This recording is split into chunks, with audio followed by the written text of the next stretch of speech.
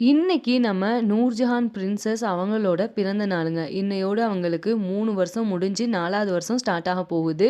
உங்க எல்லாரோட blessings and prayers வந்து நூர்ஜஹானுக்கு வந்து தேவை. நீங்க எல்லாரும் நூர்ஜஹானுக்காக பிளெஸ் பண்ணுங்க. அதே மாதிரி ப்ரே பண்ணுங்க. மாஸ்டர் வந்து 2 நாளைக்கு முன்னாடியே நூர்ஜஹானோட பிறந்த நாளை முன்னிட்டு கேக் வந்து ஆர்டர் குடுத்துட்டாங்க. இங்க பக்கத்துல இருக்கக்கூடிய பேக்கரி ஷாப்ல.